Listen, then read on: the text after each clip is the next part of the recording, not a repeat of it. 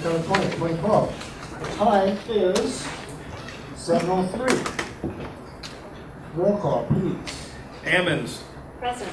Anderson. Here. Benzel. Here. Bergson. Here. Betts. Here. Carter. Here. Cowart. Present. Esri. Here. Holderfield. Here. James. Here. Jay. Here. Kibler. Here. Kurtz. Here. Langenheim. Here. Maxwell. Here. McGinty. Here. Michaels. Here. Mitchell. Here. Mosier. Here. O'Connor. Here. Petrie. Here. Quisenberry. Here. Richards. Here.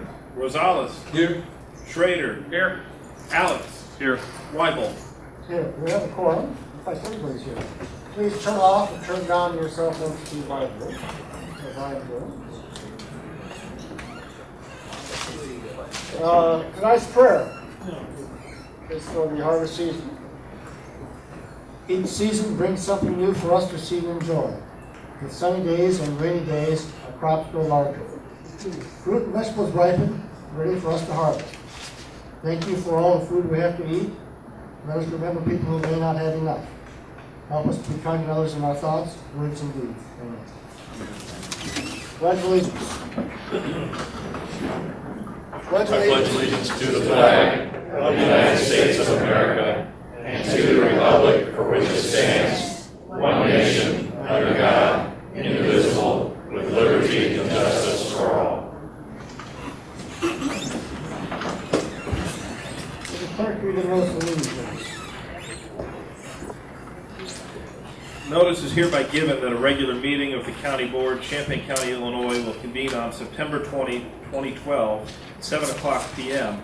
in the Lyle Shields Meeting Room, Brookings Administrative Center, 1776 East Washington Street, Urbana, Illinois, in said county for the purpose of allowing and ordering payment of claims against the county, receiving and acting upon reports of committees, and such other matters as may be brought before said meeting, which said meeting shall continue in session from day to day until the completion of said business. Move adoption. Move by Mr. Best, second by Mr. Mitchell. All in favor? Aye. All opposed? Motion carries. Seek approval of the agenda and the addenda. Moved by Mr. Rosales, second by Mr. Esri. We're going to remove item A1 from consent.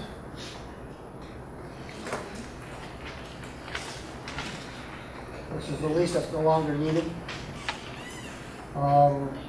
Also, we're going to add a closed meeting, a closed session at the end of the meeting under other business. And I would ask that we suspend the rules to allow item 12B2 to be discussed and voted on because it did not go through committee.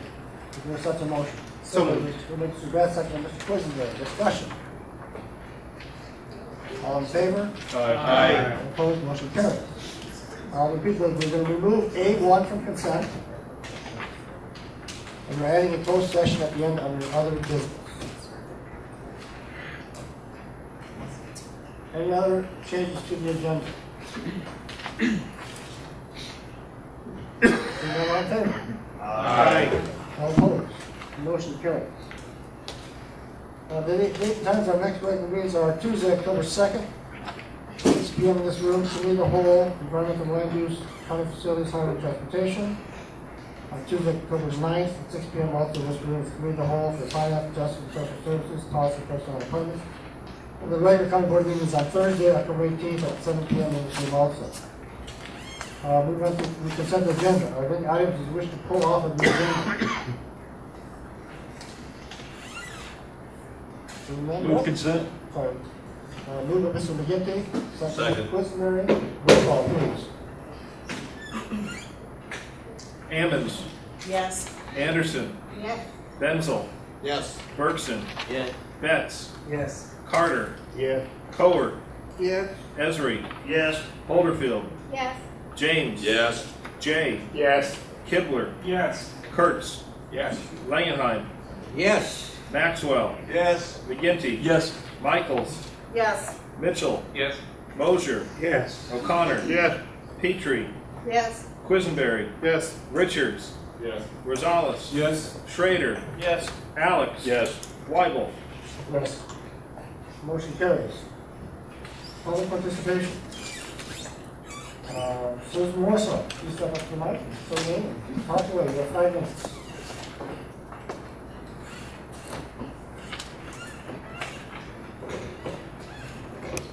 I'm Susan Warsaw from Hensley Township. I want to thank you. Hold on a second. We need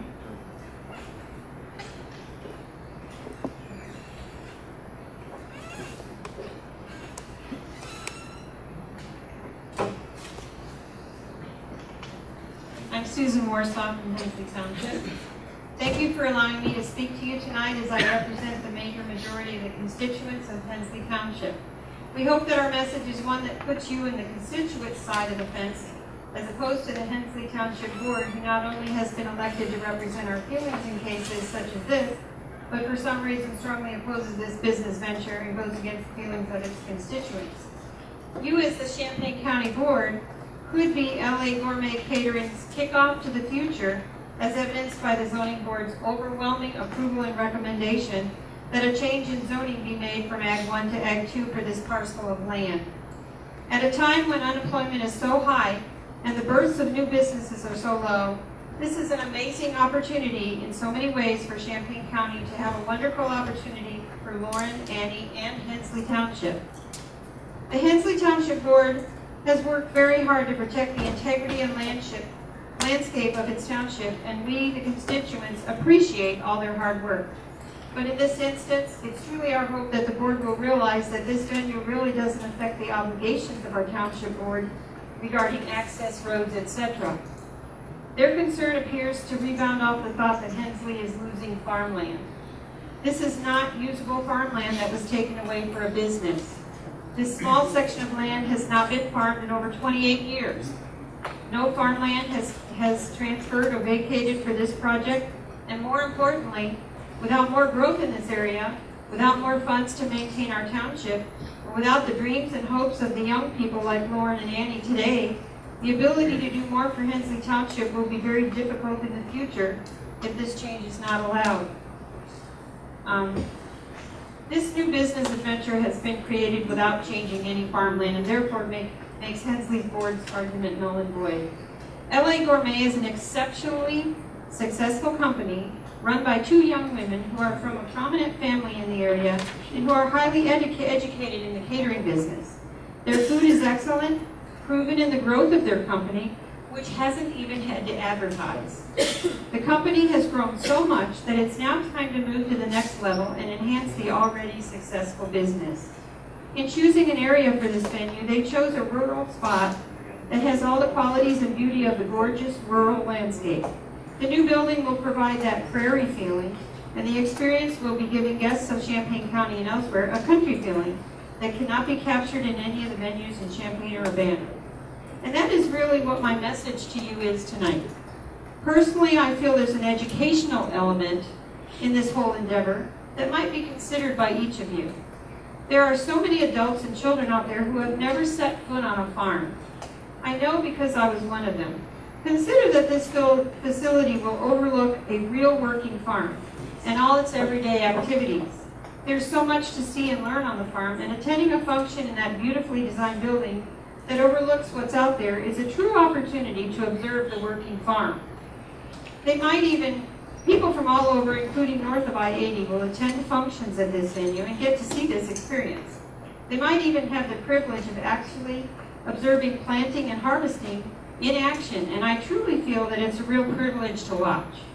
What an opportunity you could provide for someone who's never seen it, and all because they were attending a special event out in the country where it's not only quiet and peaceful, but unique.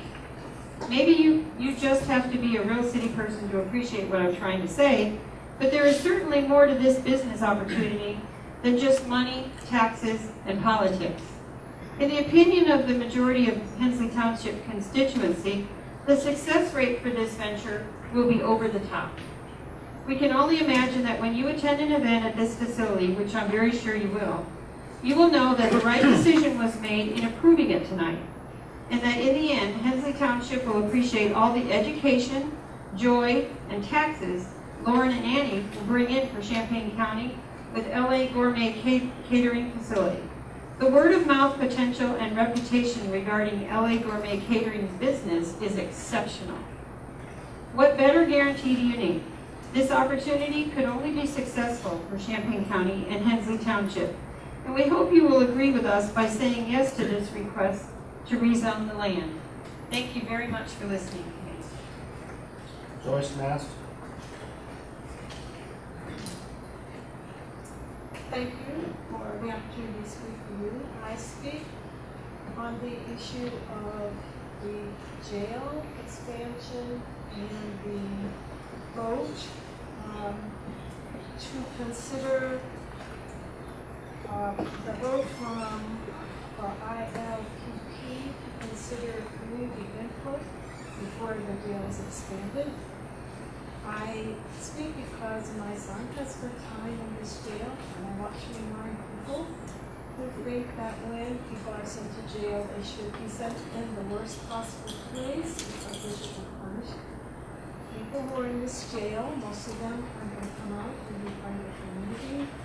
We want to help them be reintegrated into the community, and I think by passing this resolution, that will be the most helpful. Jennifer Putnam. Well, Jerry, like, thank you. Good evening.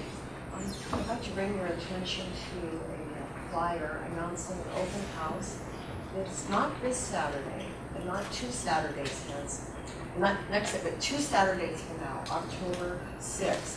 The Urbana-Champaign Sanitary District wants to show off the improvements that we've made to the Northeast Treatment Plant on East University Avenue. We're inviting the public to come between 9 and 3 in the morning. And looking at this flyer, I want to tell you some things you can do if you can be with us on Saturday the 6th. In the upper right, you'll see a picture of what that piece of real estate looks like. I have climbed to the top of this 26-foot tower, holding on to the rails, of course. You can climb to the top of this tower. You will see the trickling tanks. You can see a sewer being televised. It's absolutely fascinating. I have had the pleasure of serving on this board for about 1.5 years.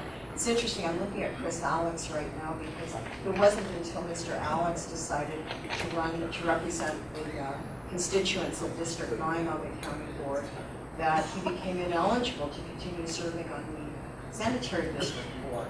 So it's been a pleasure for me to join this very small body. Joined with Jerry Like and as you know, Diana Lennox is the 3rd member. Of the folks I'm looking at now sitting in these tables, Patsy Petrie has been to one of our meetings, and you're all welcome to observe our meetings on the first Thursday of each month. I was not a member of the Sanitary District Board at the time the plans were put together for the improvements that we're hoping to show off on October 6th.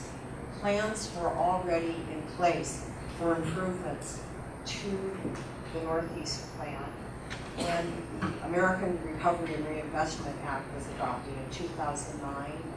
They had planned so well, this became a shovel-ready project eligible for spending of the stimulus dollars. So I have to thank folks like Chris Alex and Jerry and Diana who had done the planning so that when the American Reinvestment and Recovery Act was passed, we had an excellent project shovel-ready so that dollars could be spent, reinvested in our economy, and produce improvements that are certainly needed by the people of Champaign and Urbana. It would be beautiful to see you, and thank you very much for appointing me to serve on this 3-member district. Hi, I'm Jerry Like. I'm one of the 3 board members with Diana Lennox and Jenny, and I love Jenny's enthusiasm. She is definitely not an absentee member, and she got the idea, okay, we got this open house, how about if we go to the county board meeting and tell the county board members, and then maybe some people on TV will be also getting word that way. Obviously, all of you are very interested in our local government and in Champaign County. That's why you're here, and of course, you all play a role. The trustees are appointed by the chair. You all vote on the trustees. I would like to take some credit, but I don't think I can because I came into a really good situation. And I always joke that I think my biggest contribution is just trying to stay out of the way of some people that are doing some really wonderful things. Chris Alex was a fantastic board member. Don Flester was on the board. Susan McGrath was on the board, and I follow them, and it really is a privilege. This is about the open house for the expansion and improvements to the northeast treatment plant. Someone just joked with me that the open house is the same day as it is at the Urbana chili cook-off. So that's good that our larger, and he knows, so I don't know if I should give him credit or not, he knows who he is, but anyways, he said that. But anyways, it'll be in place for the chili cook-off. Also, though, the Southwest Treatment Plant, by the way, got an award last year for being the best plant in the state of Illinois. And we have more fish in the saline branch. I hope I'm not saying something wrong there because some people are saying don't call it saline branch anymore. But in any event, we're the Northeast Treatment Plant, where it all goes when we're done with it. There are more fish there, after, than before. So anyways, it's a good thing, and I'm very proud of it, as I say, mostly for staying out of the way. Wonderful staff, and thanks for giving us the opportunity to talk to you tonight. Mary Wallace.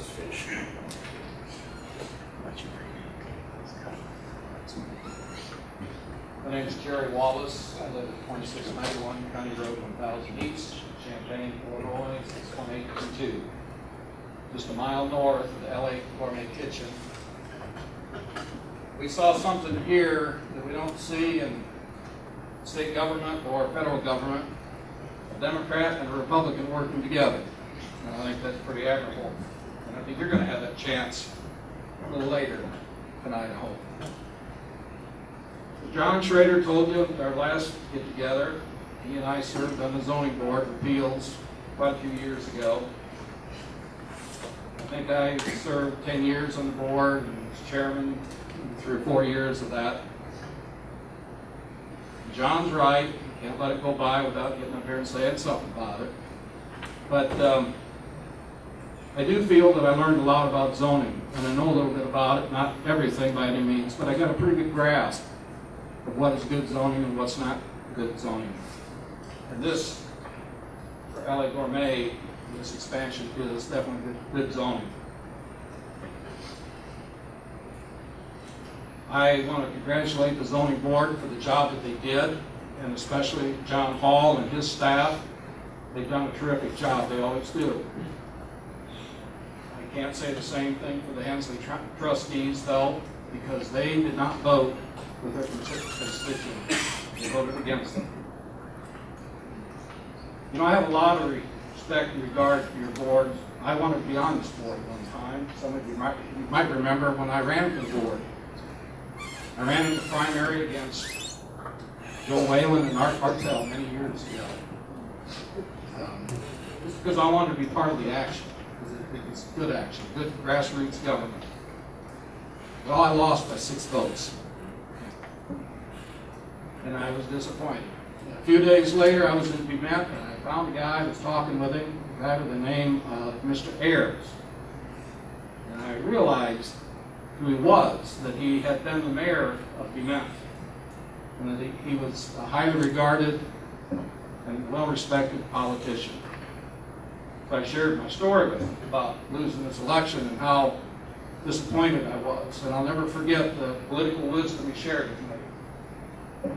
He put his hand on my shoulder and said, "Son, those are the luckiest 6 votes of your life." Well, I don't know if that's true or not. I don't have the same urge to be on the board anymore. My life is full of other things now that are more important to me, things like family and such, but I still have the high respect and regard for what you do as a board. You do have to answer to your constituents, otherwise you don't get reelected. And you have an opportunity here tonight, I think a great opportunity, to show the public how you can come together and make decisions on a project on its own merits without regard to partisan divisions. And I think you're going to make that decision from what I feel, what I hear from people, and I congratulate you on that when you do. Dishwasher and drain. Well, these girls, they've got their dishwasher, and they've realized part of the drain. Now it's your turn to let them have the rest of their drain. I'm really glad that you did. And thanks for this opportunity. Julie Watkins.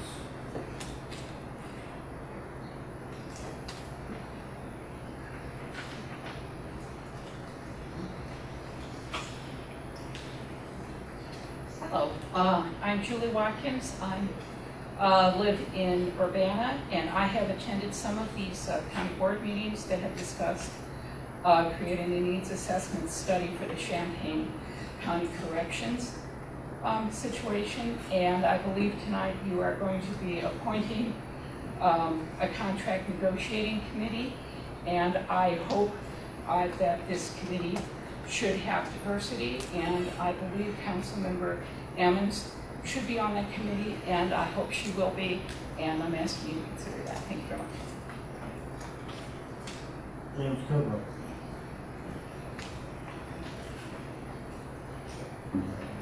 Good evening, James Kilgore, 511 South Draper Avenue, Champaign. Well, this is quite a night because a lot of people are coming up here to praise the county board, and so am I, which is probably a bit of a surprise. And I'm here to praise you for your choice in regard to the jail needs assessment. And I want to do this by telling a little story.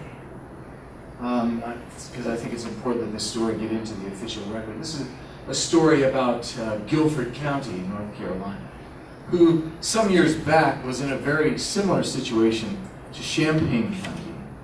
And they were in a position where they were considering building a new jail. And so they did the logical thing, and that is they hired a consultant to come in and do a needs assessment. And the consultant made some important predictions about how many people were going to be in the jail over the next 5 or 10 years. At the time when he did his initial study, there was 865 people in the jail in 2005. And he predicted that the numbers in the jail were going to escalate rapidly, that by 2010 there would be more than 1,000 people in the jail.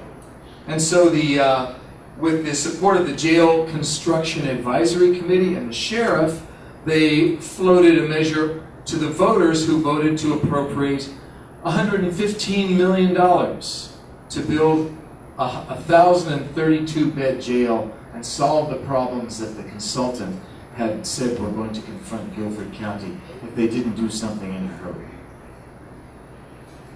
So what happened? Well, what happened is that by 2010 and even by today, there are fewer people in Guilford County Jail than there were in 2005 when the consultant made his predictions. But they spent that, well, it only cost them $100 million in the jail. So they're sitting now with 1,703 jail beds and only about 850 of them occupied.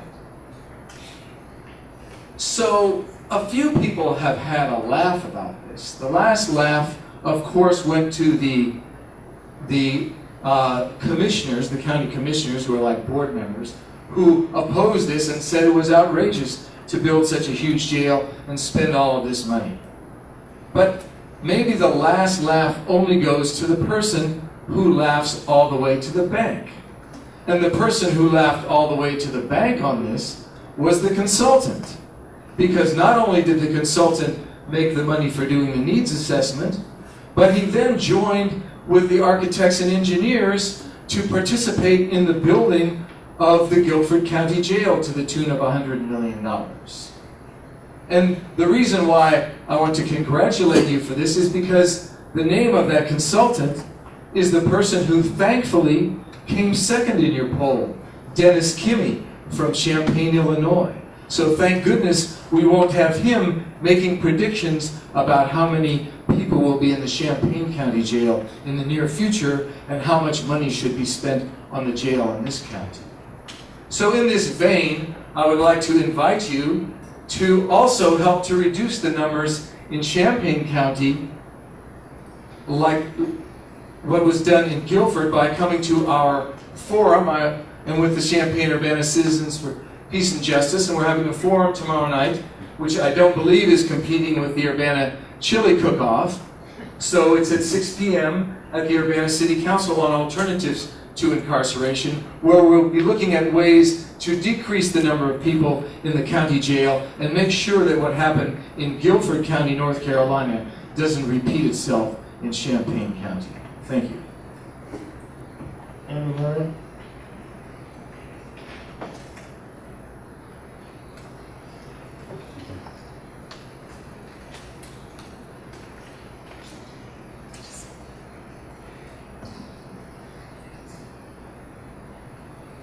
Thank you for taking the time again to hear the summary of this case. Do this. Okay. All right. Here's a new rendering of the back of the building that I brought to show you. We've learned so many things over the past 10 months, one of them being that your time is valuable and your caseload is large, so I'll keep this short. As you make your final vote this evening, I just want to reassure you that if you vote yes, we will proceed in the same conscientious manner throughout the building process and the start of the business as we have during the zoning process. Our farming neighbors and an overwhelming amount of our community in Hensley Township has been more than supportive of this event center. We can never truly show our thanks to them, but we plan on making them proud by building a place that they are proud to live by, and more importantly, a gathering place for them that they can feel comfortable calling their own. I wish that our township board saw the beauty and the potential of this project like our amazing neighbors do. As I mentioned in the last meeting, we understood the township's concerns and addressed each concern before the ZBA gave us a positive recommendation. The original concerns included drainage, safety, and preserving farm ground. The drainage plan for this building was designed by a professional and then approved by Burns and Clancy for the county. Regarding safety, LA Gourmet 2 puts a high value on safety, and we paid for the traffic study, as you know, performed by Kulatz. And more important for this vote, preservation of farm ground. We were able to build this building in my backyard, taking minimal farm ground out of production and without hindering the production of surrounding agricultural areas. I hope you'll be able to see this picture drawing and this event center. I hope that you guys will someday be able to say that you supported this happening. Thank you. Billy Gomberger.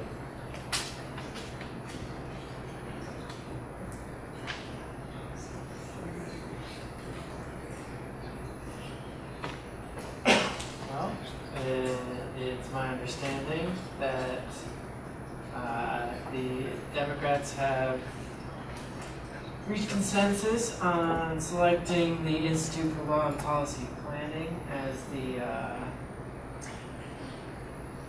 consultant firm that will do the needs assessment study in Champaign County. And it is my understanding further that the county board chair, Pius Weibel, will add at least one voice from outside of the criminal justice system itself to the contract negotiating committee, and I look forward to seeing both of those things take place.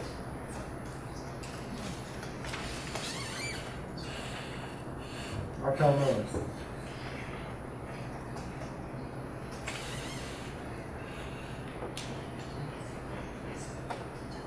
Mark Kimmel.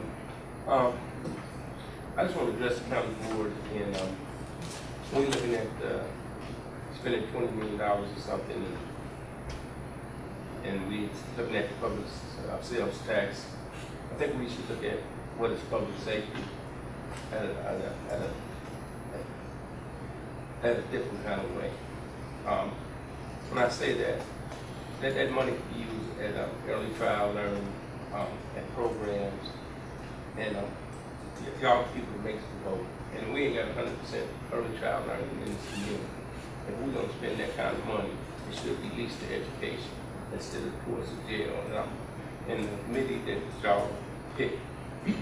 Now, look at that. Now, I'm really hoping they look at something like that, but we need to bring this public sales tax instead of public safety tax. That's used from our public,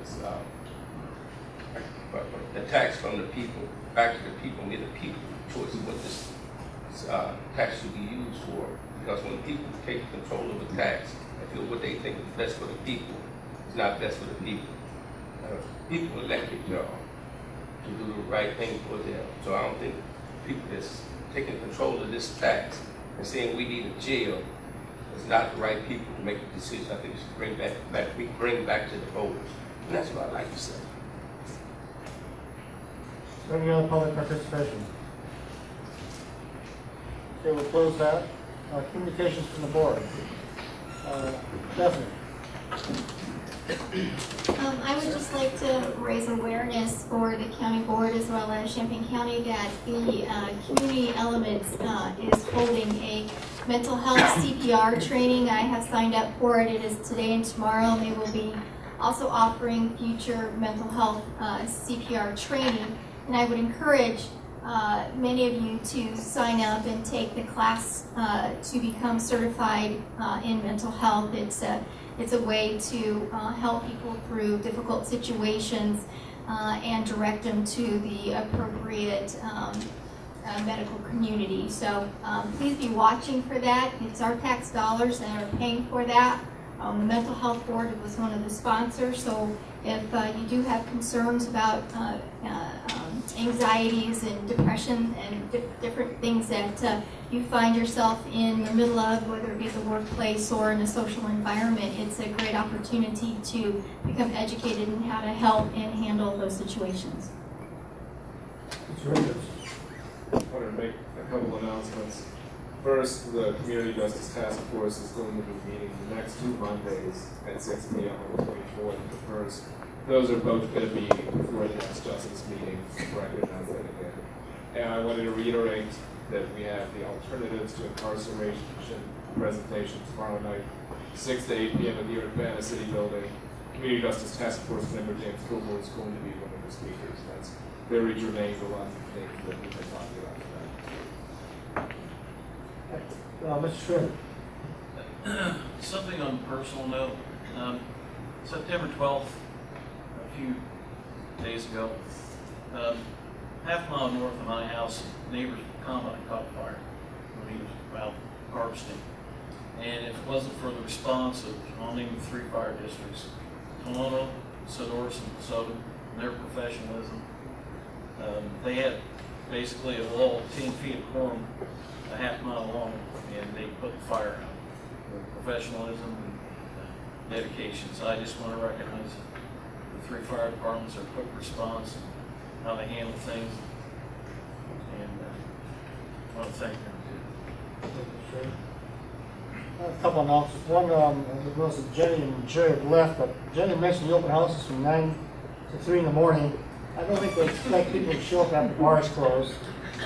The open house actually is from 9 in the morning to 3 in the afternoon. Also, county board members, you have this pink sheet that's the proposed rule change from me. Just so you know that official announcement for that. We'll discuss that at policy next month. Any other communications from the board? All right. Seek approval of the minutes of August 23rd, 2012. So moved. Moved by Mr. James, second by Mr. Kurtz. Discussion of the minutes. Seeing none, all in favor? Aye. All opposed? Motion carries. Next, we have our nursing home card report. Scott Vino. Here it is.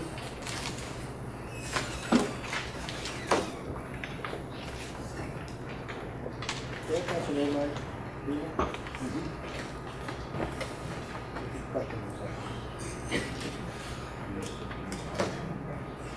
Is this slow?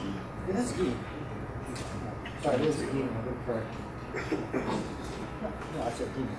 Well, I said, just give me good.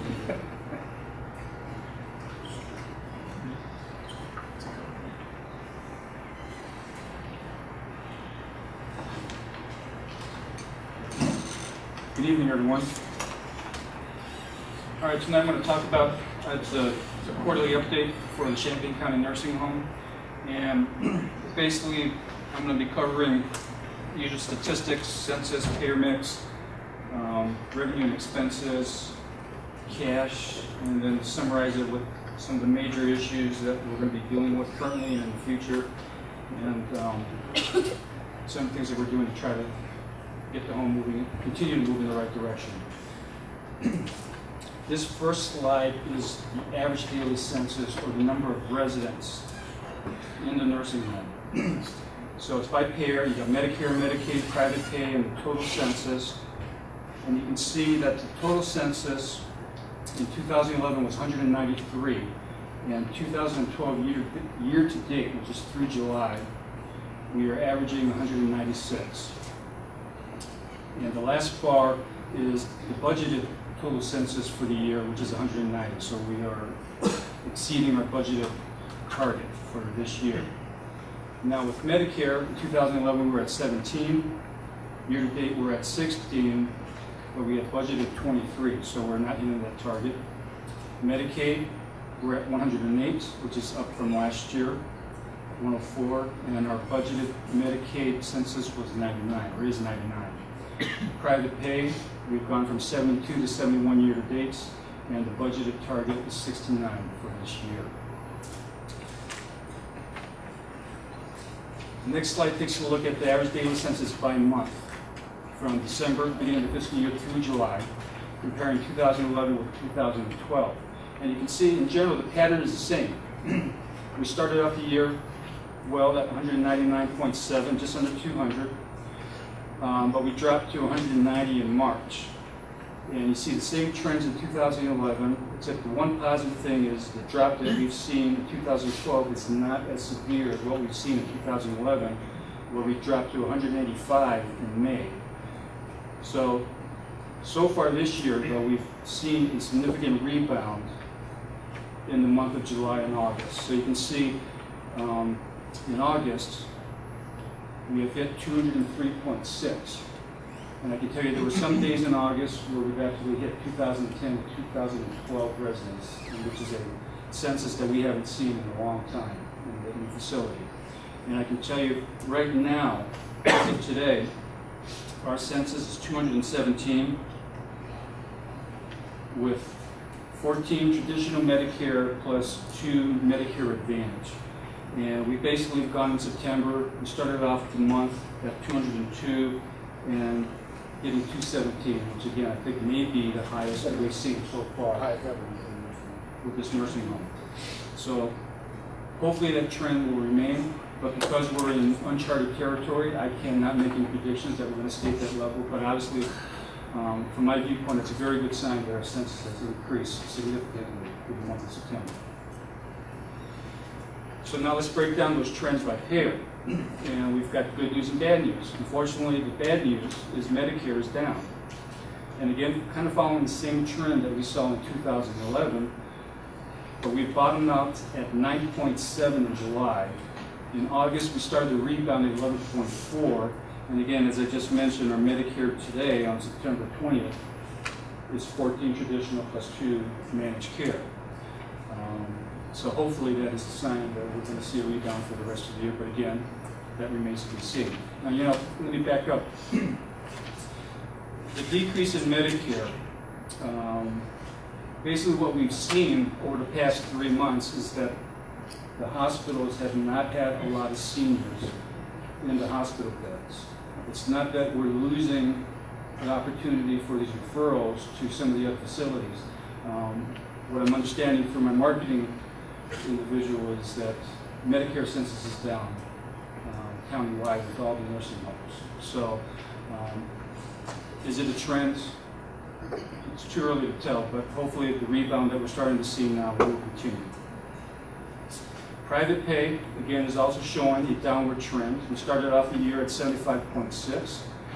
The low point was 67.7, which was seen in March and April. And we rebounded to 74.7 in July, and we're back down to 70.3 in August. Now, we see these fluctuations, and you can see it in 2011. It's up and down. part of the problem that we have with private pay, and not part of the problem, part of the issues is, buried within our private pay census is what we call Medicaid pending. And so those are individuals who either have spent down their private pay assets and have applied for Medicaid, but we still consider those individuals private pay until Medicaid approves them. And so, for example, in August, the reason why private pay dropped from 74.7 to 70.3, and you can see that our Medicaid jumped from 115 to 122, that's because we had 300 Medicaid days that converted, 300 private pay days that converted to Medicaid. The state typically would take 3 to 6 months to qualify someone for Medicaid.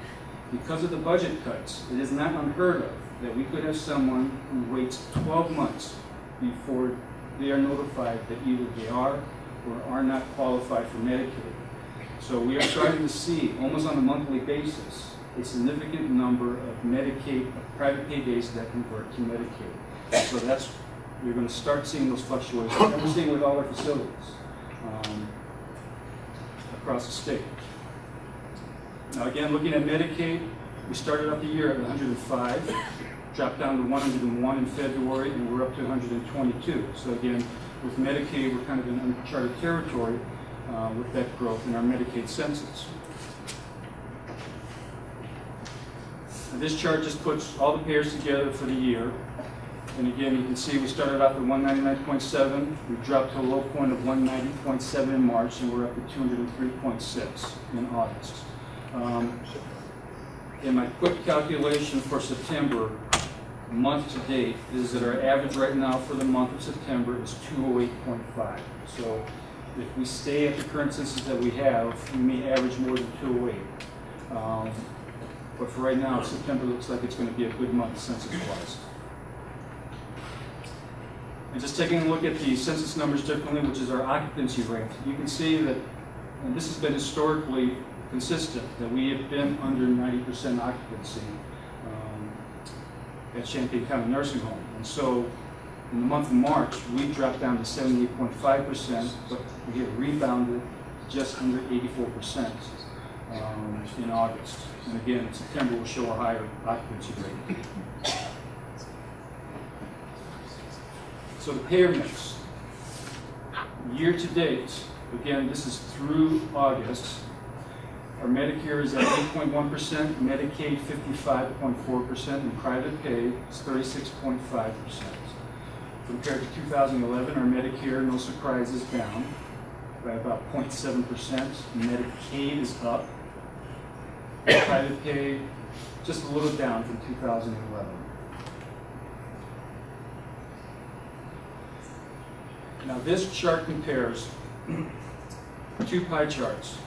The one on the left is our payer mix based on patient days. And you can see, based on our days, as was indicated in the previous chart, Medicaid accounts for 55% of our residents, Medicare 8%, and the remaining 37% is private pay. But on a revenue basis, what we collect from Medicaid, Medicare, and private pay, 55% of Medicaid drops to 43%. Medicare, which is 8% of our population, accounts for 23% of our revenue. And in private pay, it's almost a one-for-one. 37% of residents, but 32% of revenue. So this clearly shows that Medicaid does not cover our costs. But Medicare more than covers what we're losing out on Medicaid. So again, I know we've talked about this before, I have, and Mike has previously. Medicare is a game. We have to get more Medicare into the building. But as you'll see with the financials, even with the increase in Medicaid that we've seen this year, it has helped our financial position year to date.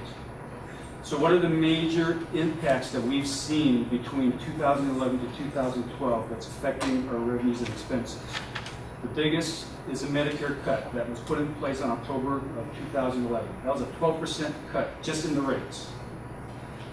On July of this year, we had a 1.5% Medicaid cut.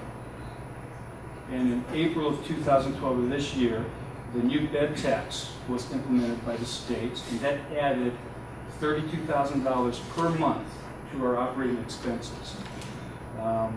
So on an annual basis, that will equate to $384,000 in additional expenses. However, that bed tax was predicated on increase in our Medicaid rate. So basically the bed tax is a wash. I think we actually net out on an annual basis about $20,000 to $30,000 with the additional Medicaid revenue that we have. But again, the bed tax was implemented because it allows the state to obtain additional federal matching dollars in the Medicaid program. So a percentage, and I'm going to call it a small percentage of the monies, was given to the nursing homes, but the rest of the money that the state is getting from the feds is going to cover other Medicaid bills within the department. But we did get a Medicaid increase that was effective April of this year. So when you put together the 12% Medicaid cut, the 12% Medicare cuts, that's roughly $300,000 in lost revenue, just on the cuts alone, not taking into account any changes in volume. The 1.5% Medicaid cuts accounts for about $100,000 on an annual basis. So you put those together with the $384,000 in additional bed tax, we're talking about a hit of about $800,000 on an annual basis that we're dealing with. Now, obviously, in this year, we're not receiving the full impact because the Medicaid cuts were put in effect in July and the bed tax in April, but we're facing the full impact of the Medicare cuts since they were put into place in October of last year, of 2011.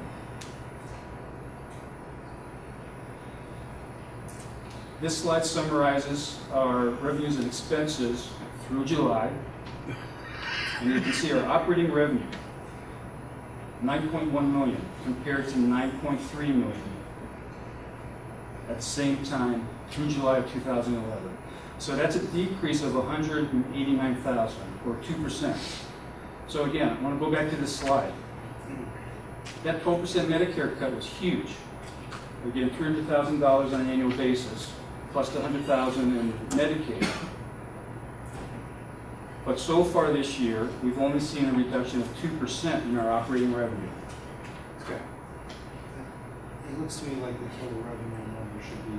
James, I can't hear you. James? It looks like the total revenue number should be a loss rather than a positive number. Is that correct? Third one now. Yes, I forgot to put the parentheses in. Thanks for pointing that out. You know, I look at these things, who knows how many times, and I always miss something. I apologize for that. Non-operating revenue is the majority of that is the property taxes. That increased by $46,000 from 2011 to 2012. And again, the total revenue decreased by $142,873. Again, not an increase, but a decrease. So our total revenue was $9.8 million compared to just under $10 million in 2011. Our expenses decreased so far from $10.2 million to just over $10 million, a reduction of $171,000 or 1.7%. So our net loss year to date is $222,657, which is a reduction, $28,000 less at the same period in 2011. On a cash, you know, what's not showing up on this slide, but I think you have it in your handout, is net cash. Okay. For some reason, it didn't show up in your slide. So if you want to pencil this in, if you add back depreciation for 2011, add back $478,695, $478,695. So the net cash gain for 2011 will be $227,764, $227,764. For 2012, you add back $485,856, $485,856. So the net cash gain for 2012 is $263,199. 263,199. So depreciation has increased by $7,161, and the net cash has increased by $35,435. $35,435. So on a cash basis, when you add back depreciation, which is a non-cash expense, we're seeing a net cash gain so far this year.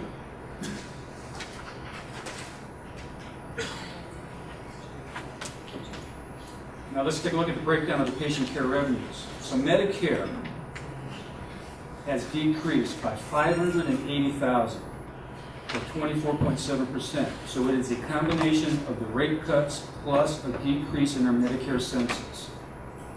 A huge, huge hit.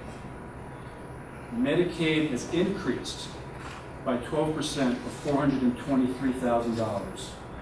And that is driven by two things, same two things. Census, our Medicaid census has gone up, but also the increase in our Medicaid rates. Private pay, a modest increase of $57,000. And so overall, our patient care revenues, Medicare, Medicaid, and private pay overall has decreased by 1.1%, or $101,000. So when I look at this, I say we're weathering the storm. I mean, we've taken hits left and right, you know, to the chin, to the abs, but we're still doing okay overall. Obviously, we'd like to see Medicare better, but considering all the things that we're dealing with so far this year, I think we're weathering the storm fairly well. Now, on the expense side, we're going to look at labor and non-labor separately. So the labor expenses through July are broken down by salaries and benefits. So the salaries, which would includes direct salaries plus any TOPS time or benefit time that's taken. That is increased by 2.1%. So we're at 4.3 million versus 4.2 million in 2011, increased by a modest 88,000. Our wages increased by 1%. Probably the other 1% is probably an increase in our overall employment as we're trying to get our agency costs down. On a per day basis, so I take the salaries, I divide it by the total number of resident days. Because our census has gone up, we would anticipate that some of our variable labor costs are going to go up. I mean, we're not adding another DON, but we may have to add more CNAs or more nurses as our census goes up. So we always take a look at salaries divided by the number of patient days, and that number has actually gone down. And it's at $90.91 versus $91.42. So to me, that's very good that we're keeping our salaries in check. Benefits, now that's gone up by 9%, or $127,000, and on a per day basis, it's gone up by 6.2%, or about $88 per day. And again, that's stuff like, that's IMRF and health insurance, primarily. Basically costs that are out of our control from a management standpoint. Non-labor expenses. The total non-labor expenses, which is at the bottom of the table, has actually decreased by 8%, or $380,000. And so above that, I've got the three main non-labor expenses that have changed so far this year. Again, the bed tax, it's gone up from 88,000, about 89,000, to 225,000 year to date. That's a 154% increase. But agency costs have decreased by almost 50%, or 331,000. Therapy expenses have gone down by 139,000, and again, the reason why therapy is down because that is directly related to Medicare. If we have more Medicare, we do more therapy. If we have less Medicare, we do less therapy. So that tracks with what I should expect with our decrease in Medicare census. All right, so let's talk about cash. So this chart has accounts receivable, accounts payable, and cash at the bottom. So you can see our accounts receivable started up the year at 3.4 million, and we're currently at just under 3.8 million. Accounts payable started off at 1.5 million, and we're currently in July at just over $2 million. And you can see our cash started out the year at 1.4 million, and we're currently at July at about 869,000. Now with the cash,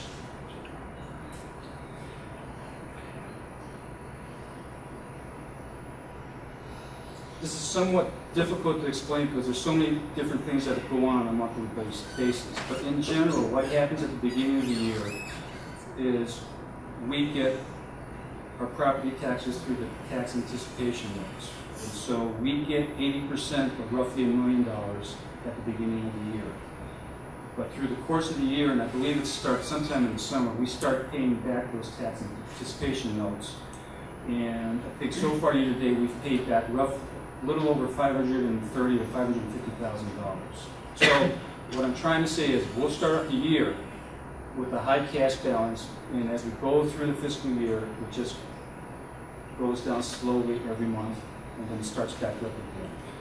Now, what I don't have, which I think would be very instructive, is what did our cash look like 4 years ago?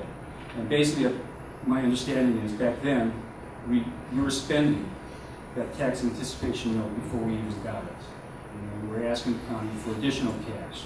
So while our cash is not in a position that I'm ever going to be comfortable with at $1 million or less than $1 million, relatively speaking to where this nursing home was before, it is a lot better position today than it was then.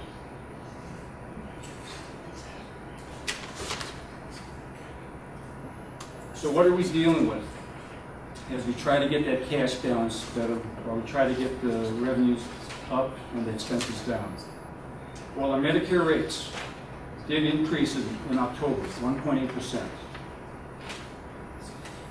Now, something that's starting to be discussed more often is this issue of the fiscal cliff that's going to take place in January if Congress doesn't act on a deficit reduction plan. And part of the fiscal cliff includes sequestration cuts. And part of the sequestration cuts, if I'm pronouncing that correctly, is a 2% cut in Medicare, roughly $90 billion. Anywhere from $60 to $90 billion, depending on who you talk to or who you read. Sequestration. All right, thank you. Now, a 2% cut for the nursing home basically wipes out that 1.8% increase. So roughly a $53,000 decrease. So the bad news is it's possible that we could see our Medicare rate increase wiped away in January. The good news is the hit is only $53,000. But the problem will be is if it actually gets implemented, that 2% cut will remain. I've seen numbers through 2022, which will take it up to, I forget how many billions of dollars, but it'll be a huge hit. And we're talking, this is not only for nursing homes, but for hospitals, physicians, anyone that does business with Medicare.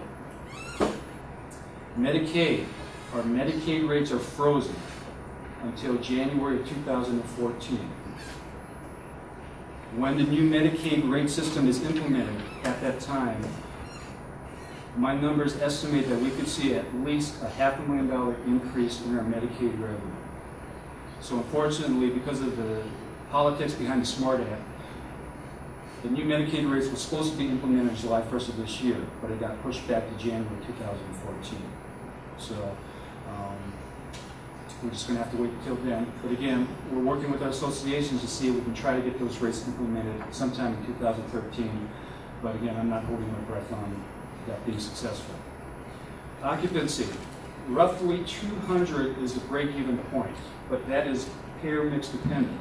Obviously, the smaller the number, the lower the Medicare that we have, the higher the break-even point is. But all things being equal, roughly 200 is the break-even point that we're looking at. So if we remain at 210, even if our Medicare was at 10 or 11, we should still show a little bit of profit.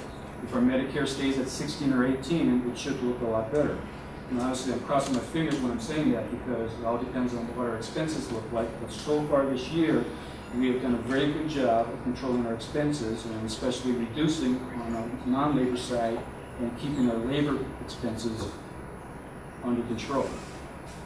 But again, everything is dependent on Medicare. We've got to get our Medicare census up.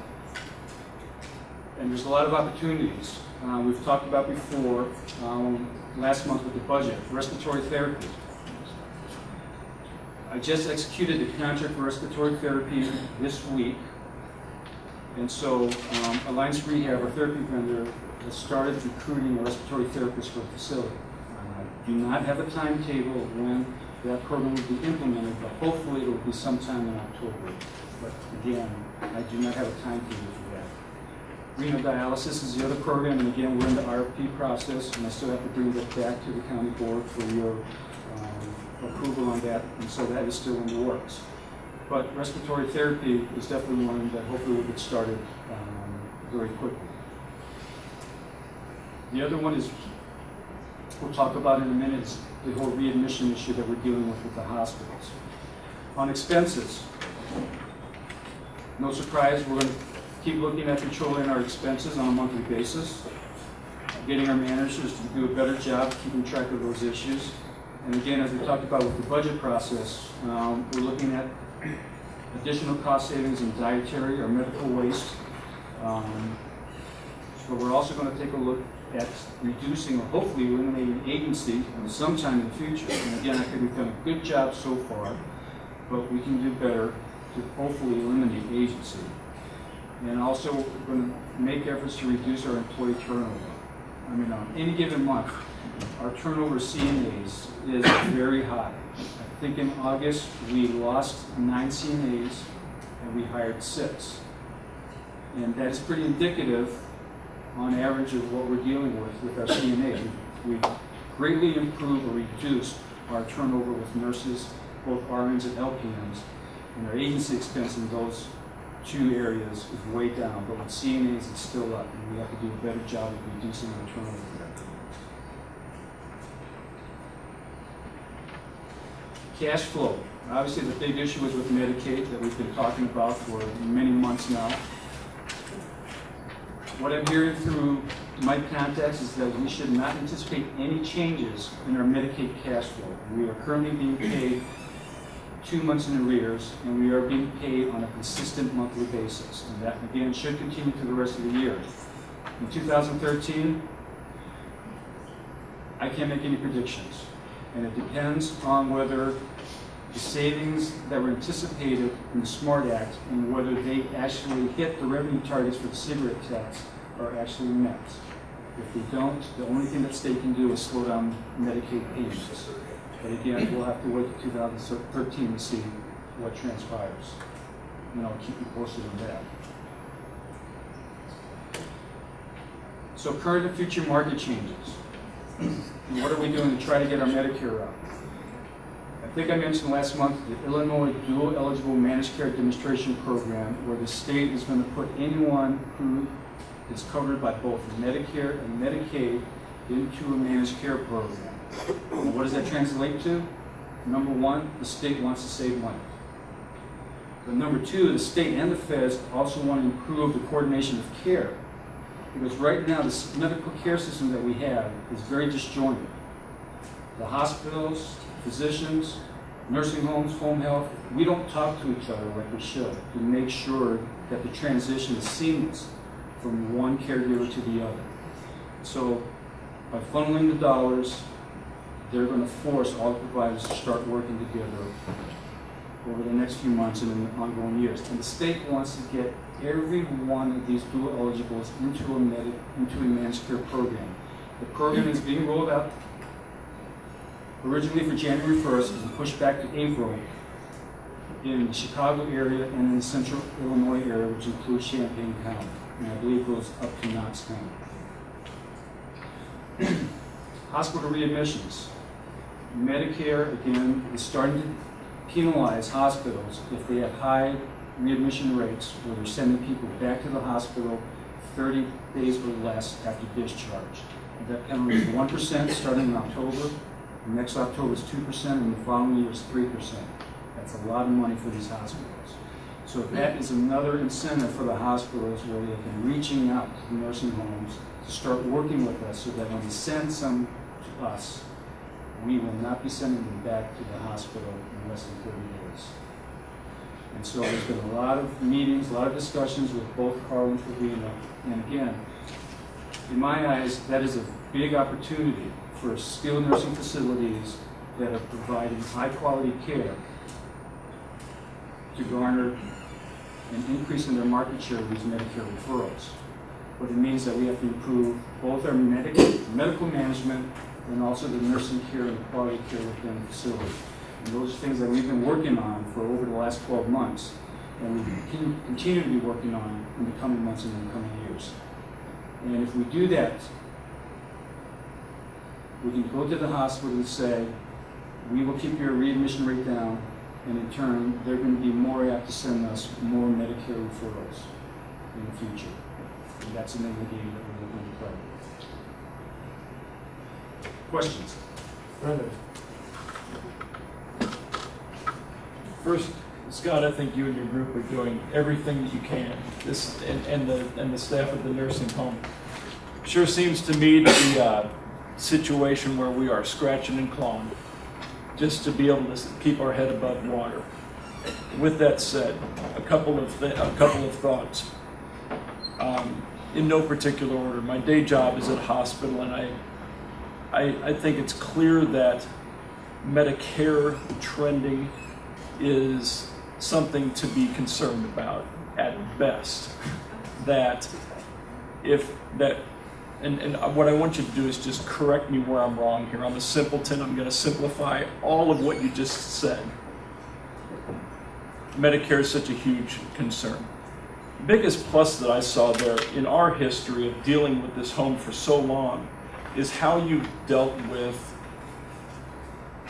the outsourced contract help, the nursing, because we were at 1.2 mil a year in paying for contract help. I think it might have been even higher than that. And to see it where it is now is an enormous improvement. Here are my concerns. When I started on this board, we had fund balance that we were working off of. There were not tax anticipation notes. There were not revenue anticipation notes. Now we have both in place to just help us scrape by from a cash position. You had a slide, several slides back, that showed what I considered to be, and this is not your fault, this is absolutely the situation, and that is a disturbing trend of accounts payable going up slightly. Just looked like a little bit, but it turned out to be $500,000, and cash being depleted. Now, in the past, when we reached a difficult cash position, we, through our general corporate fund balance, loaned the nursing home money. We are not in that position to be able to do that at this point. This is an extreme concern. I'm coming off the board, so I'm thinking this is everybody else's to be continued problem. But this is why the importance of a contingency plan from a cash position is so very important for this home. Cash is king in this particular case. King and queen to keep our ability to keep doors open. I don't mean to be over dramatic about it, but I feel like with the trending on Medicare, you heard throughout the presentation the importance of Medicare in this, and such a great uncertainty. You're absolutely accurate. Your analysis is right on. But we as a board, we as a county need to take the responsibility to have contingency plans in place when it comes to our cash position with the nursing home. Because what I heard a couple months ago is that we don't have a problem. If you didn't see this presentation, we have a problem.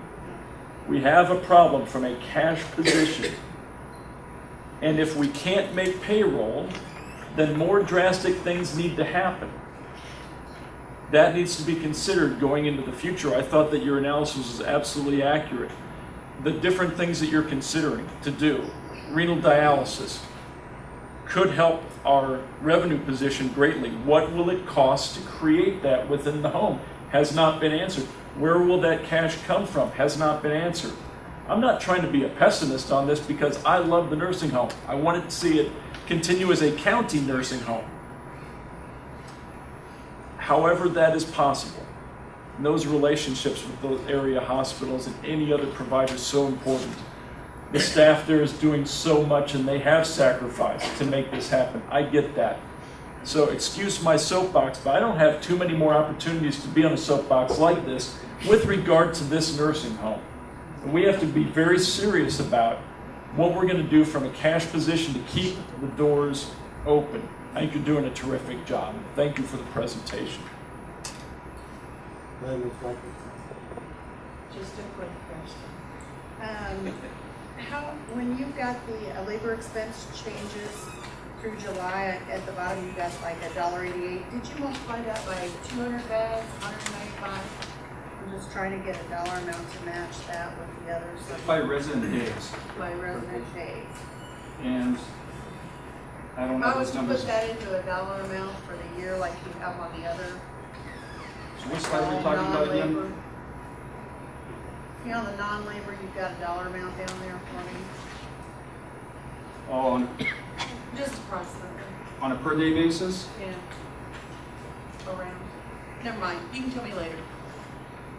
I'm just kind of pulling all the expense in my brain together. I'm just trying to think, I can't remember what the patient days may have been, roughly about 447,000 days, but I'm not sure. Okay. We can work it later. Thanks. Okay, Ms. Wilson. I think what she's talking about is the labor expense changes through July, where you have salaries per day, $90. And I assume that's per patient day, not per day. That's what I meant, yes. Yes. Yes, that's what she was asking.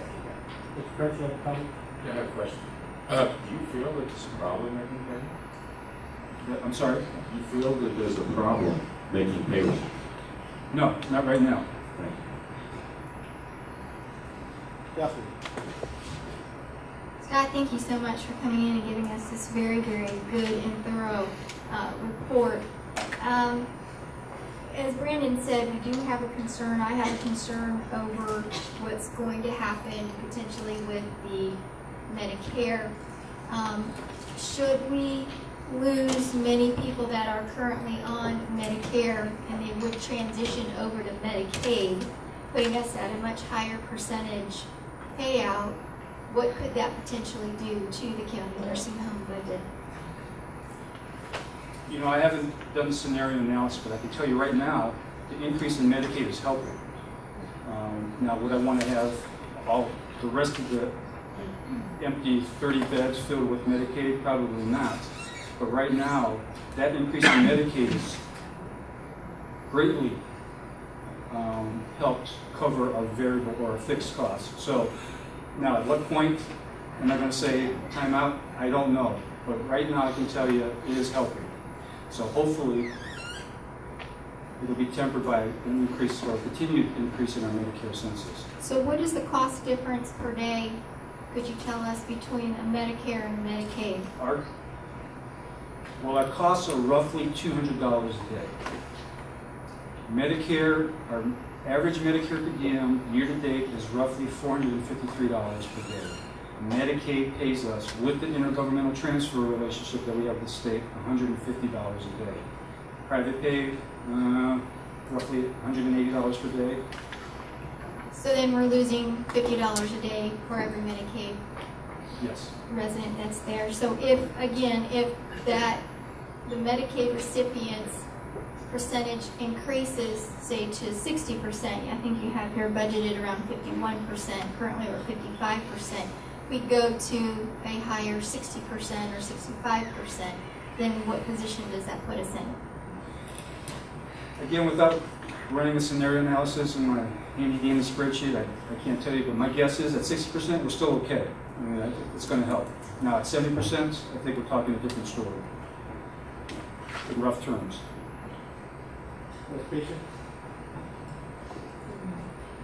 I'm reflecting back to something Mike Scavato told us over a year ago, that it comes to a point when you increase the census, then labor costs go up. And in your chart here, you say 200 is a break even. Fortunately, we're way above 200.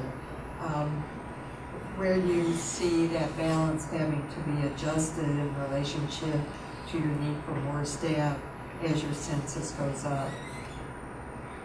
Well, the need for nurses and seniors, I always call it a semi-variable cost, because if we increase our census by 1, it doesn't mean that we have to add another senior or additional hours. And it's, and again, it's complicated by if we add 5 people in one unit versus 5 scattered over the building, but Right, I understand.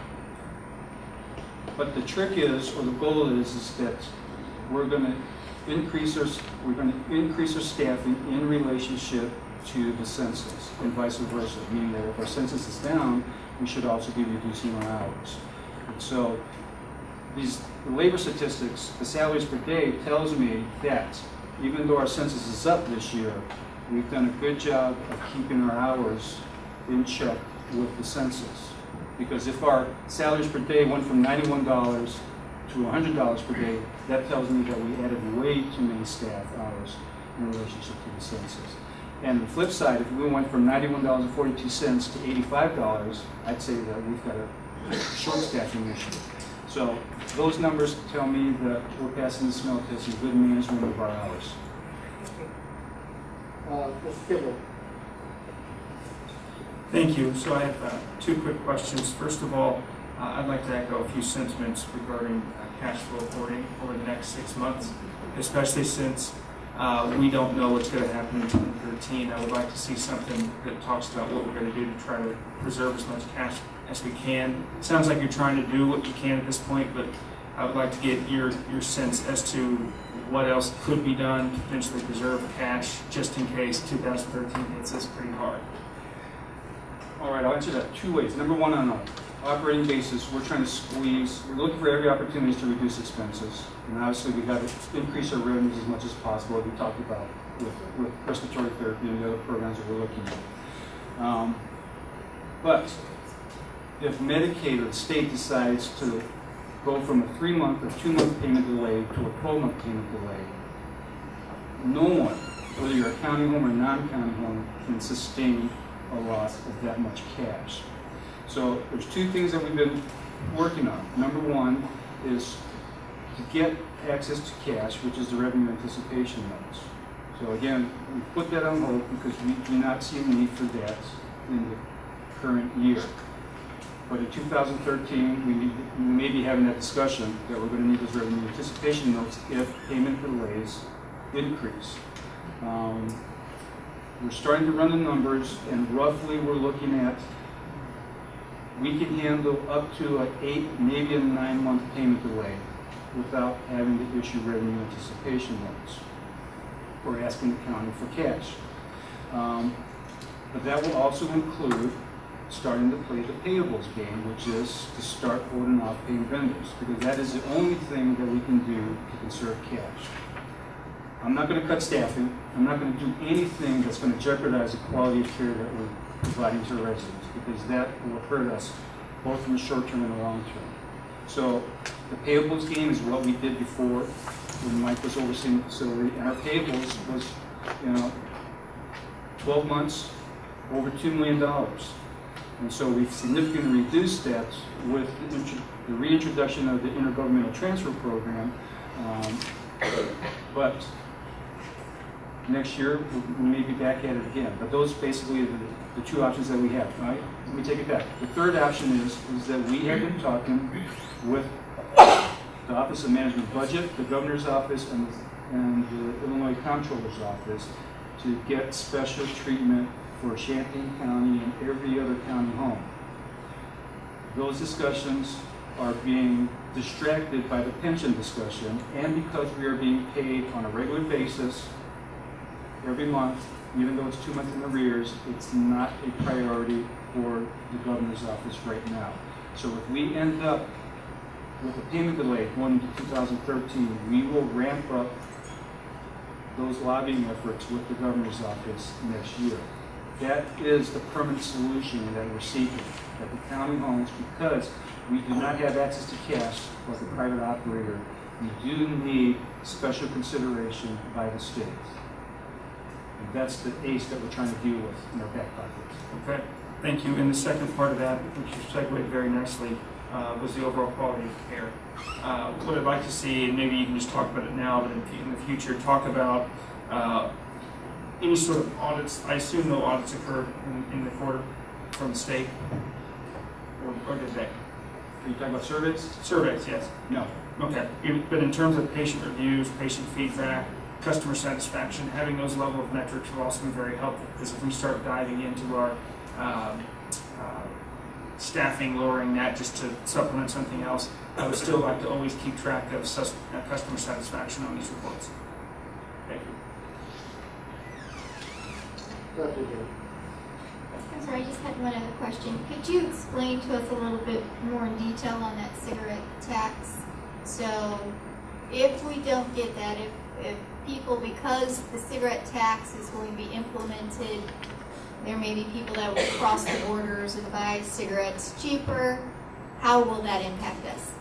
The cigarette tax is supposed to generate $350 million. The feds will kick in an additional $350 million in matching dollars.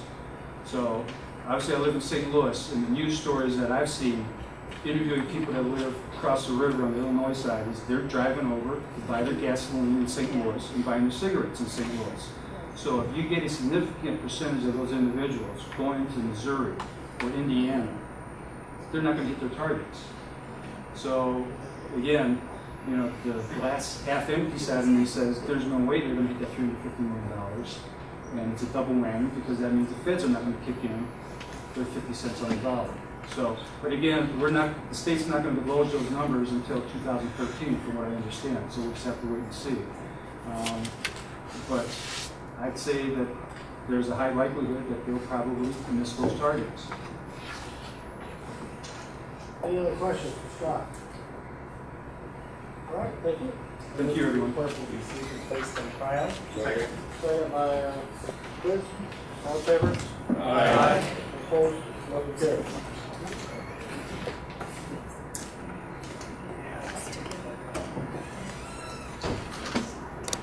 All right, we go on to environmental land use. Mr. Kurtz. Thank you, Mr. Chair.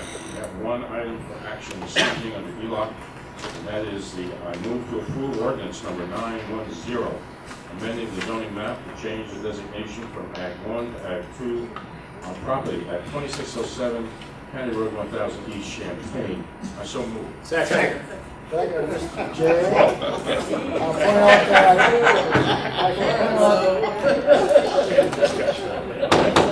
that we have to have a roll call vote, and must have 21 votes to Mr. pass. Chair, I have discussion. Mr. Kurtz. Thank you. The ELOC committee voted to recommend approval of this rezoning for the proposed LA Gourmet Event Center recommended by the Zoning Board of Appeals. LA Gourmet has complied with all requirements. I move for a roll call vote to record the 21 affirmative votes required for approval of the zoning map amendment because of the protest by Hensel Township. The motion is out of order. Thank you. Is there any discussion? Seeing none, roll call. Ammons. Yes. Anderson. Yes. Benzel. Yes. Bergson. Yes. Betts. Yes. Carter. Yeah. Cowart. Yes. Esri. Yes. Holderfield. Yes. James. Yes. Jay. Yes. Kibler. Yes. Kurtz. Yes. Langenheim. Yes. Maxwell. Yes. McGinty. Yes. Michaels. Yes. Mitchell. Yes. Mosier. Yes. O'Connor. Yes. Petrie. No. Quisenberry. Yes. Richards. Yes. Rosales. Yes. Schrader. Yes. Alex. Yes. Weibel. Yes. Motion carries. Thank you, Mr. Kurtz. Dr. Tiller.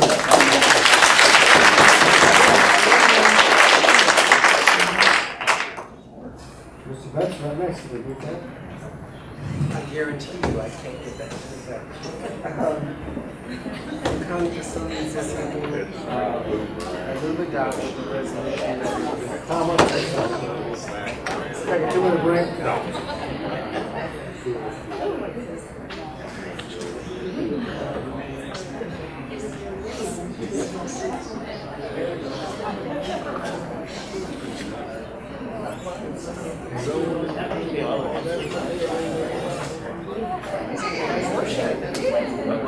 You're good. Keep quiet. Do that.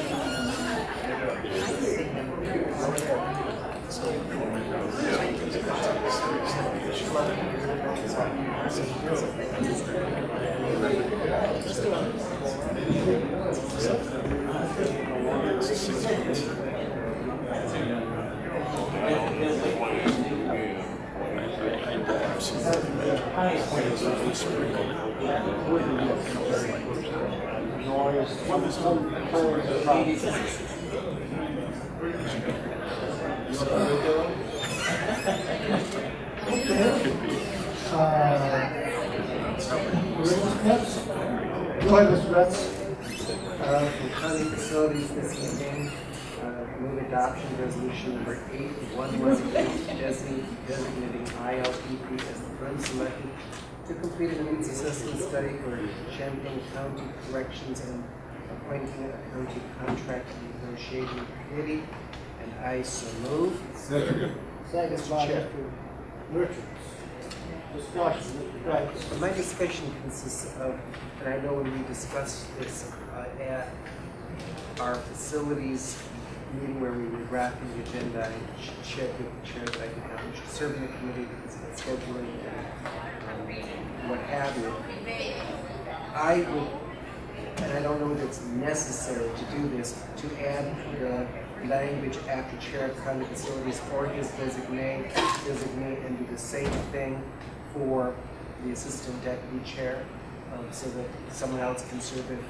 I think, Tom, if you just make a motion to amend it, because usually what happens at the, back when we have committees, the chair would set the committee, they'd ask if there's any, we don't have any problems. So I guess, let's just go ahead and make the Mr. Chairman, I would move to amend my own motion to state in the where it says chair of county facilities, put or his designee, and after assistant deputy chair of county facilities or his designee, and in the final paragraph, deputy chair of county facilities or his designee, and the same for assistant deputy chair or his designee. I would move that amendment. Second. So it has to mean it. Translation, you're asking me to designate the person? If you so choose. Oh, I thought you were going to. It's I don't know what the procedure is. Because, again, the facilities chair generally sets the negotiating committee. I will be happy to do it if So I that's what you suggest, want. why don't you just substitute the person you want for yourself, that's what you want to do, right? You want to take yourself out of it, correct? Yes. So, But I wanted Mr. J, if he so chose, to have the same option. That's why I made the motion. If he wasn't able to attend. well, let's ask him. Do you plan on, do you want to be a member of the negotiating team? Not particularly. Oh, well. So that's why I wanted to designate. All right, I see your point. Okay. So that's why the motion's on the floor and Okay. seconded. The second by, who seconded, by the way? Mr. Allen seconded. Okay, discussion on the amendment. Ms. Peach. Not a discussion, it's very hard to hear Tom this evening, so I'm not quite clear. You're probably Oh, so I can okay. hardly hear you either. Oh, Pius, would you repeat what he, No, I'd rather have Tom repeat what he said, because it came from his mouth. Here's what I said. What we're doing is where it says chair of county facilities, we're adding or designee. And after assistant chair of deputy chair of county facilities or designee. Then in the final paragraph, we're just mirroring that by saying or designee as to both of those positions. What he's saying is that Mr. J can appoint somebody, and Mr. Betts can appoint somebody. That's correct. All right. Further discussion on the amendment. Mr. Rosales. Appoint somebody from the board? Yes. Ask the board member. Right. This current board? Correct. Further discussion. All in favor? Aye. All opposed? Motion carried. Back to the main motion. Discussion. Mr. Richards. I just want to make clear for the record when the next board is looking at this in a year or two, this vote is not for or against the jail. It is for ILPP. I think the Community Justice Task Force has been a good first step in looking at the system, but we have a lot of things that we need to look at. We have a lot of avenues that we can take, but we need to know where to start. We could start off with, in my district, 79% of Champaign and Urbana jaywalking citations are not on campus, but African Americans, largely centered in my district in Garden Hills. That's just one little thing. There are so many things that we need to look at. I think we should just make clear there's a lot of avenues that we can take when we take this vote. Mr. Maxwell. I request a roll call. Second. All right. Further discussion. Mr. J. Well, I have some real concerns, and I've had it with the process from the start. But when we got all entangled with this alternative to incarcerations, which I wasn't too excited about, but felt like it was fair to put in there and to see what we could come up with, along with this new committee that Mr. Richards is in charge of, I don't think we give them an opportunity maybe to come forth with what maybe they're looking for specifically. But I don't think we're looking at a jail needs study. Looks like to me we're looking at an alternative to incarceration study. And that's not what I supported originally when we was looking for a jail study. I was looking for a brick and mortar and a good opinion of what we should do with the two facilities we have right now. I do not think we're going to get that out of this study. So I therefore will not be supporting it. Mr. Betts. I understand what Mr. J is saying. I respectfully disagree.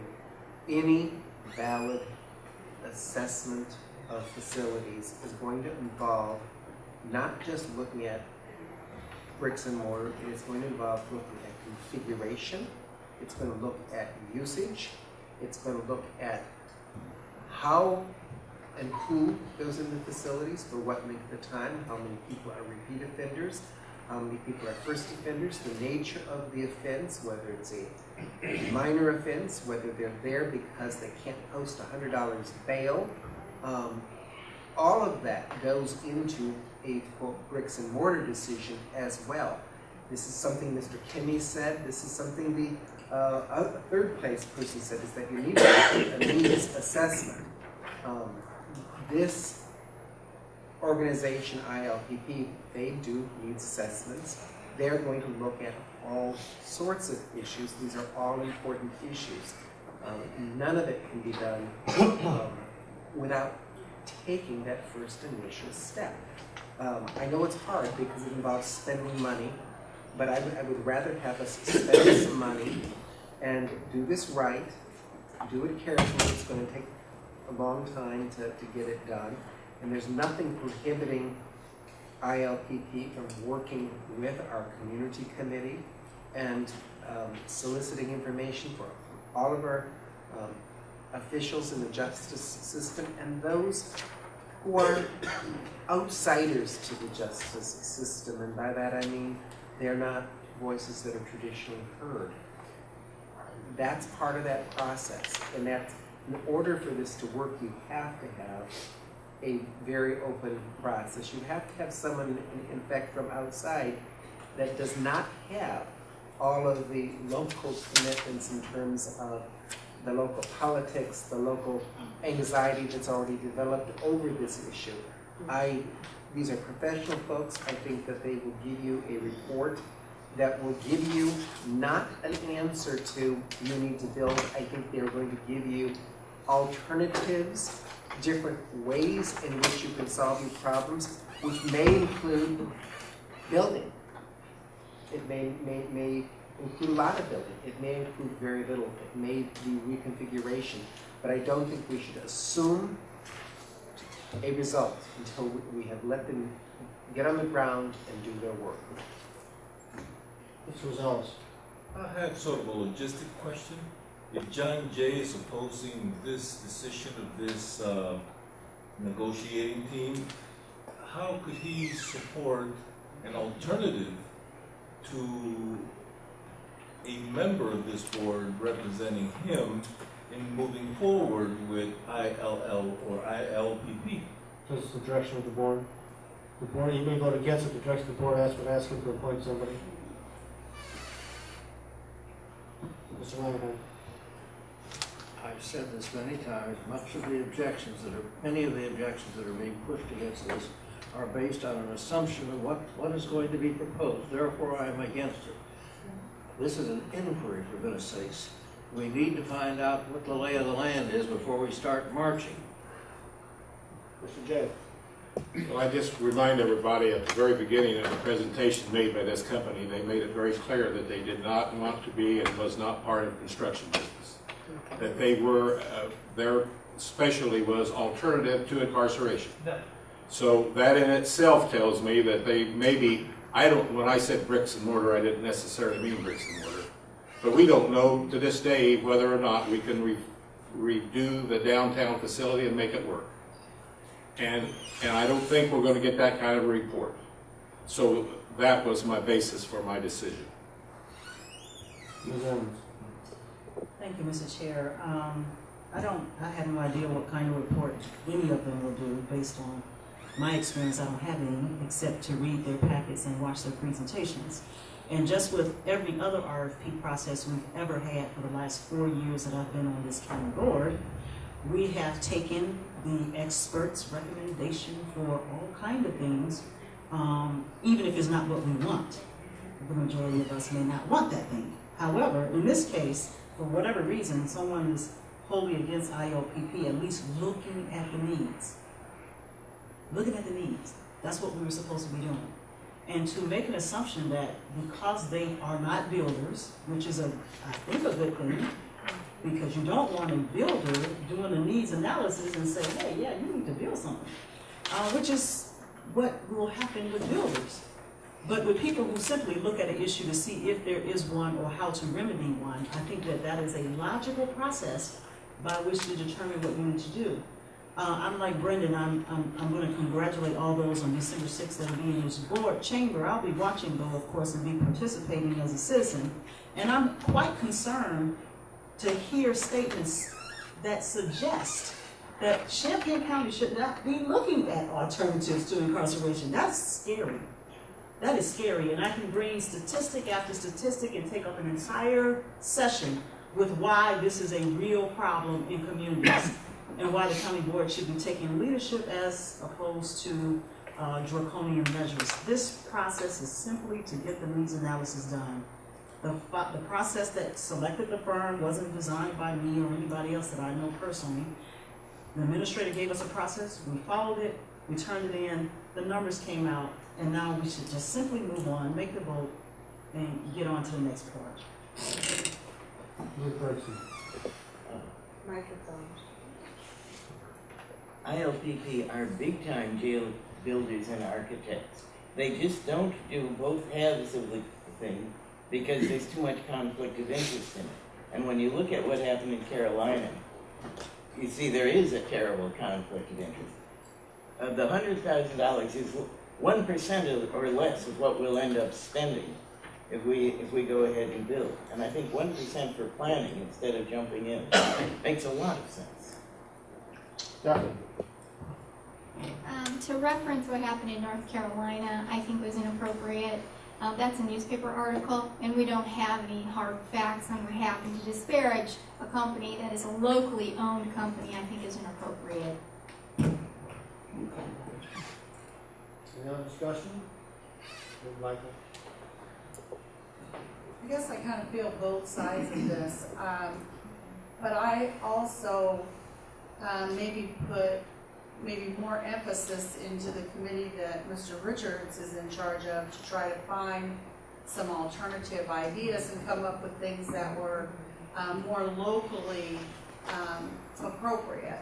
I would like to see changes done, and I think that you're certainly going to have to look at even just fixing up what we have. As we can see on our agenda tonight, we have things to vote on to get the road fixed and things cleaned up in general. But I kind of I think I put a lot more faith maybe in the report that we would have something from our local people and use them to deal with some of the items that are happening in our community versus having an outside community that it isn't maybe from this region to make suggestions. Final comments. Mr. Schrader.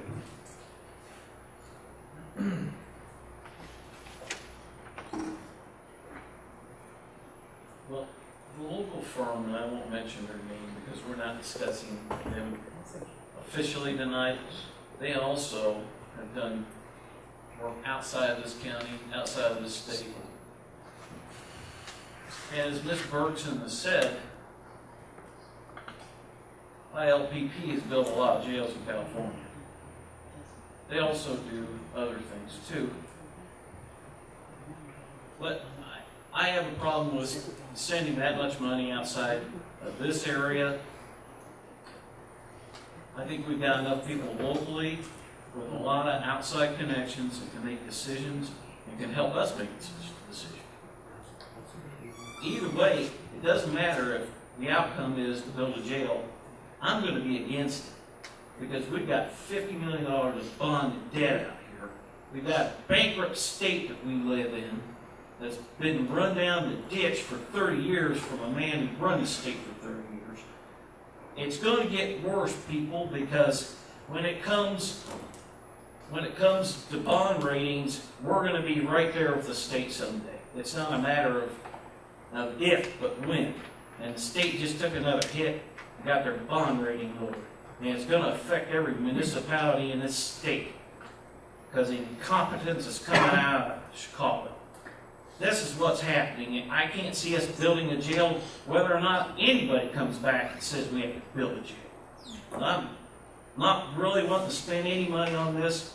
I think we've got enough smart people, both elected, appointed, out here, in the community. We can figure out something to do.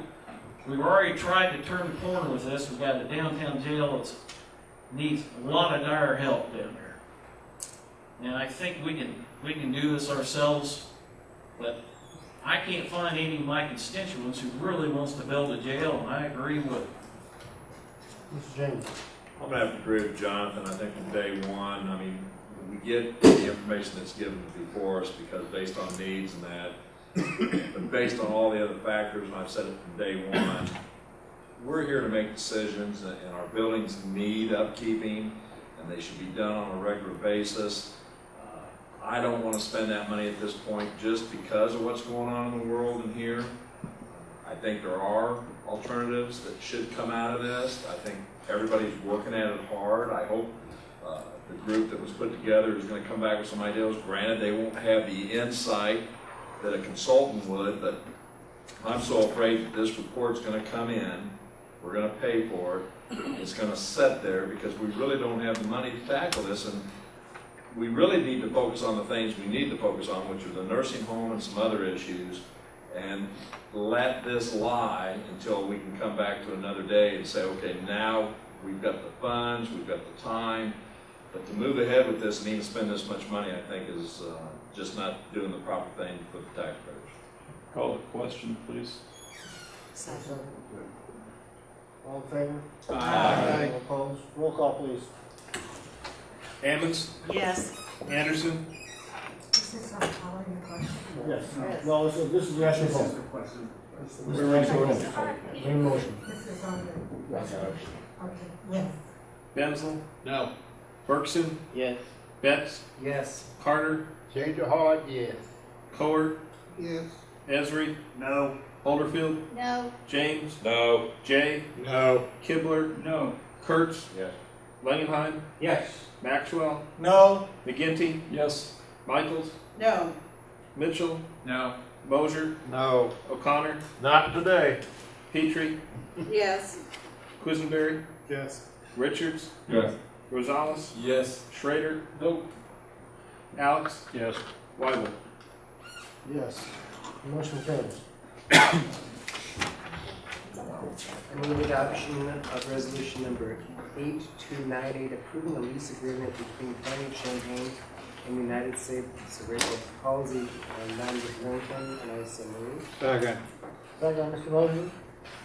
Would you agree with this, please? This will be in the office that used to be occupied by the county board chair's secretary, kind of right inside Oh, the okay. entrance equipment. Further discussion? All in favor? Aye.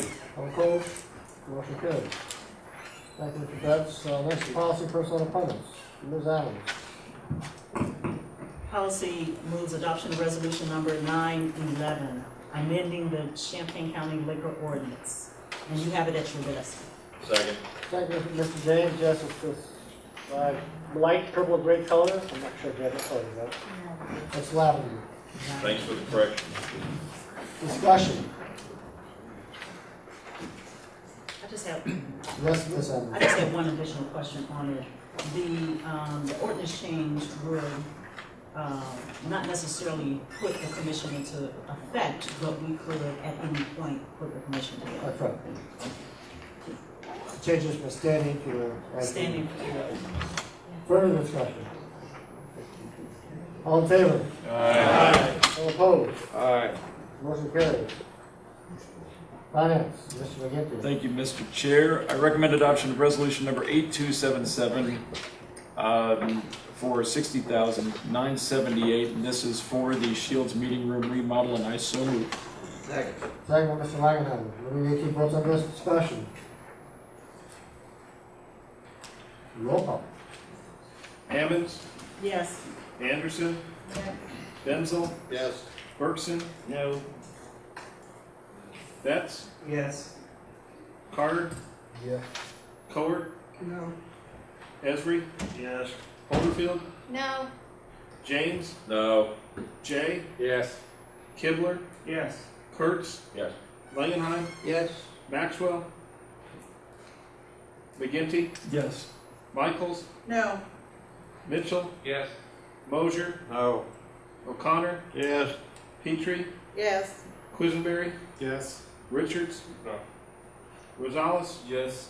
Schrader, Yes. Alex, Yes. Weibel. Yes.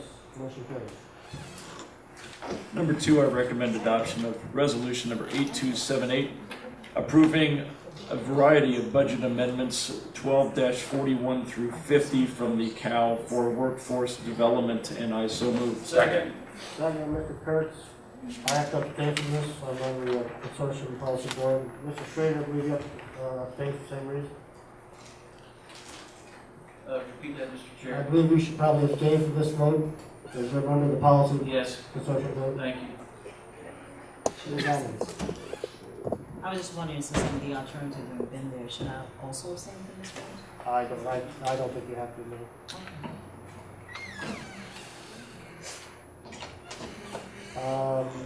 Okay. Any discussion? Not no discussion, let's have a roll call. Ammons, Yes. Anderson, Yes. Benzel, Yes. Bergson, Yes. Betts, Yes. Carter, Yeah. Coward, Yes. Esri, Yes. Holderfield, Yes. James, Yes. Jay, Yes. Kibler, Yes. Kurtz, Yes. Langenheim, Yes. Maxwell, McGinty, Yes. Michaels, Yes. Mitchell, Yes. Mosier, Yes. O'Connor, Yes. Petrie, Yes. Quisenberry, Yes. Richards, Yes. Rosales, Yes. Schrader, Abstain. Alex, Yes. Weibel. Abstain. Motion carries. Item number 3, I recommend adoption of resolution number 8279 for payment of claims authorization, I so move. Second. Second by Mr. Schrader. Discussion. Seeing none, all in favor? Aye. All opposed? Motion carries. I recommend adoption of resolution number 8280 for purchase and not following purchasing policy, and I so move. Second by Mr. Coward. Discussion. Seeing none, all in favor? Aye. All opposed? Motion carries. That's all from finance. Yep, identity. There's one more. Sorry. Okay.